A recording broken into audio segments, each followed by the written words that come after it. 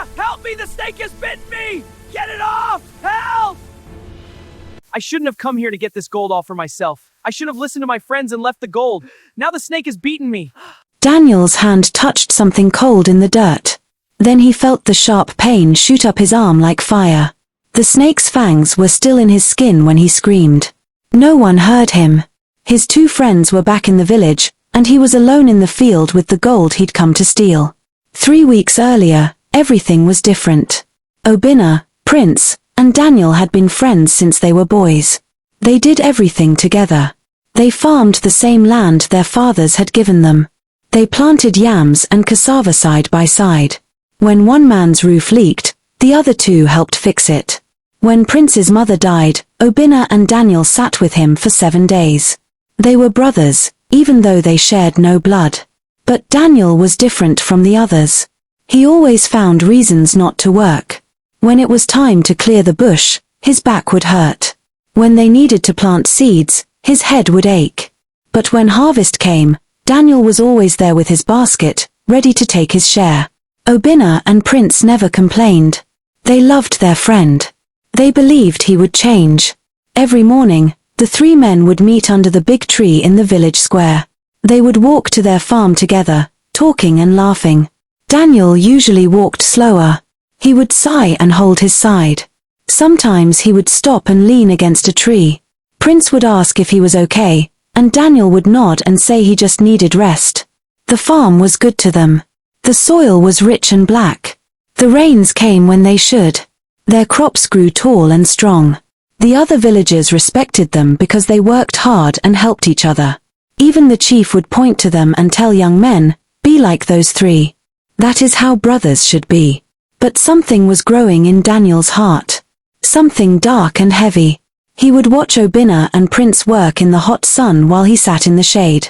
He would see the sweat on their faces and feel nothing. He told himself he was smart for finding ways to avoid work.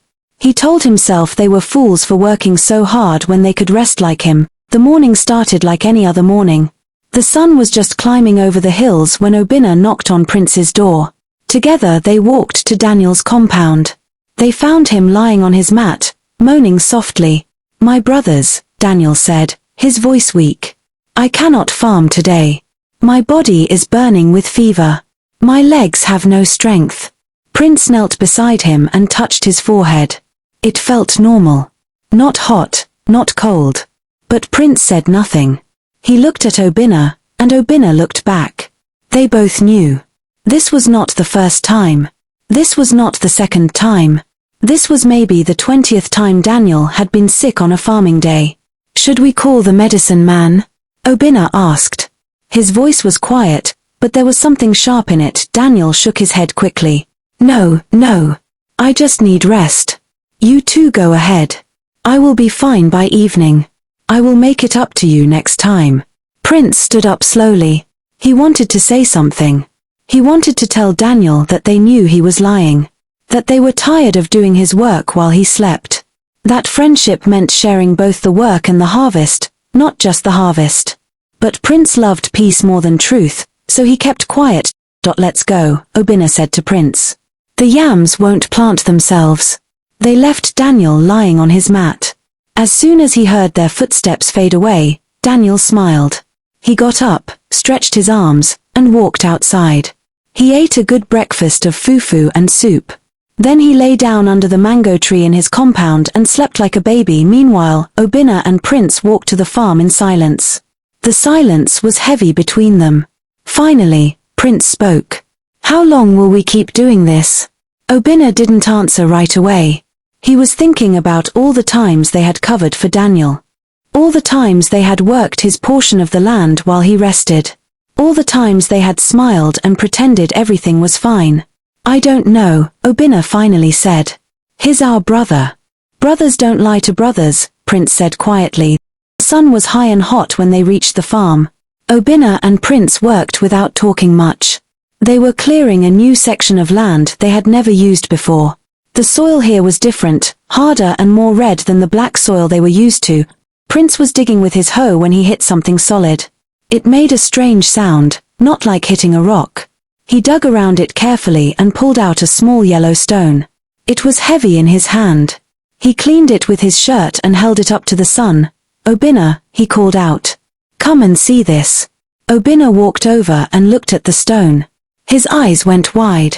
He took it from Prince's hand and bit it gently with his teeth, the way his grandfather had taught him to test gold. "It's real," Obinna whispered. "It's gold." They both stood there, staring at the small piece of metal in Obinna's palm. Their hearts were beating fast. They looked at each other, then looked around the empty farm. No one else was there. No one else knew. Prince knelt down and started digging where he had found the first piece. His hands were shaking. After a few minutes, he found another piece. Then another. Then a bigger piece the size of a chicken egg. "There's more," Prince said. His voice was shaking too. "There's much more." Obinna knelt beside him. Together they dug carefully. In 30 minutes, they had found 8 pieces of gold. Some were small like beans. Others were bigger. All of them were heavy and yellow and real. Then Prince stopped digging. He sat back on the ground and looked at Obinna. "What do we do?" he asked. Obinna didn't answer. He was thinking about many things. He was thinking about the stories his grandfather used to tell about gold. About how it changed people. About how it made friends into enemies and brothers into strangers. About how it brought more trouble than joy. He was also thinking about Daniel, lying on his mat at home while they found treasure on the land all 3 of them owned together. "We should cover it up," Obinna said finally. "What?" Prince stared at him. "We should cover it up. This is gold, Obinna. This could change our lives." Obinna stood up and looked around the farm again. The trees were quiet. The birds had stopped singing. Everything felt different now, like the world was watching them.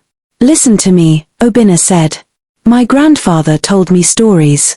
He said gold brings more problems than it solves. People kill for gold. Friends betray friends for gold. Families break apart for gold." Prince was quiet for a moment. He looked down at the gold pieces on the ground. They were beautiful, shining in the sun. But now they also looked dangerous, like sleeping snakes that could wake up and bite at any moment. "What if someone sees us with it?" Prince said slowly. "What if someone follows us home? What if thieves come to our houses at night?" Obinna nodded. "That's what I'm afraid of. We're just farmers. We don't know how to protect gold. We don't know how to sell it without people asking questions. We don't know anything about this." They covered the gold back up with soil. They patted it down and put leaves on top so it looked like nothing had been disturbed. Then they sat under a tree and tried to do the farming they came for, but neither of them could focus. Their minds kept going back to what was buried in the ground. When the sun started going down, they walked home together. They didn't talk much. Every few steps, one of them would look back at the farm, as if to make sure no one was digging where they had dug. When they reached the village, they found Daniel sitting under his mango tree, looking healthy and strong. "My brothers," he called out cheerfully. "I'm feeling much better now. Did you have a good day at the farm?" Obinna and Prince looked at each other. Then Obinna spoke. "We found something today. Something important. Come to my house after you eat. We need to talk." Daniel's eyes lit up with curiosity, but he tried to hide it. "What did you find?" "Just come later," Prince said. "We'll tell you everything." After they left, Daniel sat there wondering. What could they have found? His mind raced with possibilities. That night, the 3 friends sat in Obinna's compound. A small fire burned between them. Obinna's wife had given them palm wine, and they drank slowly as Obinna told Daniel what they had found. Daniel's face changed as he listened. His eyes got bigger. His breathing got faster. When Obinna finished talking, Daniel jumped to his feet. "We have to go get it," he said loudly. "We have to go get it right now." "Sit down," Prince said firmly. "We're not going anywhere." "What do you mean we're not going anywhere?" "There's gold on our farm. Our gold. We have to bring it home." Obinna shook his head. "It's too dangerous. We decided to leave it there. If no one else finds it, then it's still ours. We can decide what to do later, when we've thought about it carefully." Daniel looked at them like they were crazy. "Later? What later? Someone could find it tomorrow. Someone could steal our gold." Lower your voice, Prince said. You want the whole village to hear you? Daniel sat down, but he was angry now. I can't believe you too. God gives us a blessing, and you want to throw it away because you're scared. We're not scared, Obinna said quietly. We're being wise. Gold has destroyed more men than it has helped. We need time to think. We need time to pray. We need to ask the chief for advice. The chief? Daniel laughed bitterly. You tell the chief, and suddenly the gold belongs to the village, not to us. You tell anyone, and we lose everything. They argued for 2 hours. Daniel wanted to go get the gold immediately. Obinna and Prince wanted to wait and think. Finally, Daniel stood up to leave. Fine, he said. If you two want to be fools, be fools. But don't expect me to be a fool with you. What does that mean? Prince asked. Daniel didn't answer. He walked out into the night, his mind already making plans. Daniel couldn't sleep that night. He kept thinking about the gold lying in the ground. In his mind, he could see it glowing under the soil. He thought about what he could buy with that gold. A bigger house. New clothes. Maybe even a second wife. He could stop farming forever. He could live like a rich man. Before the sun came up, Daniel was already walking toward the farm. He carried a basket and a small hoe. His heart was beating fast, but not from fear. He was excited. Finally, something good was happening to him.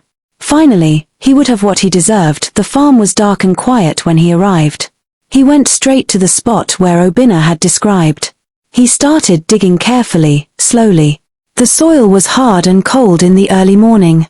After 30 minutes, he found the first piece. His hands shook as he picked it up.